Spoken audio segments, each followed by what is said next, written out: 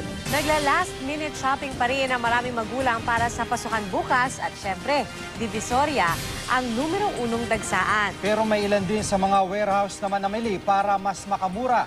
Mula sa Divisoria, nakatutok live si Mav Gonzales. Mav?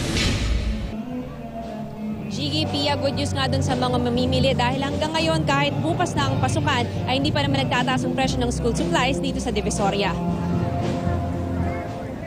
May klase na bukas ang mga anak niya pero ngayon palang namimili ng school supplies si Emily Villaresco at para mura sa Divisoria siya nagpunta. Namili ngayon lang kasi sahod kahapon. So Sunday walang pasok. Kaya ngayon kami namili. Okay naman siya. Can afford. Kasi DB to makaka-save ka in compare sa Deep Store.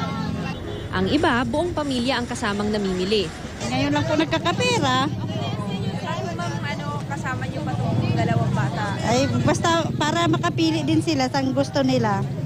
Bakit sumama ka pa dito sa mamay mo? Para po masukat kung ano yung bibilin na gamit. Mura pero branded ang ilang school supplies dito. Ang mga notebook, lapis at ballpen hindi lalampas ng 20 pesos. Abot kaya rin ang crayons, pad paper at mga school set tulad nito na may ruler, pantasa, pambura at lapis na. Mas makakamura ka pa kung isang dosena pataas ang bibilin mo. Sa katabing stall lang, uniforms naman ang mabibili. Mapapolo, blouse, pantalon o palda, makakapili ka ng size pati disenyo.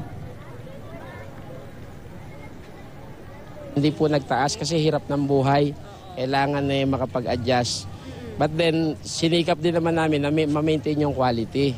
Pati bags, murang-mura. Hindi lalampas sa 300 pesos ang presyo.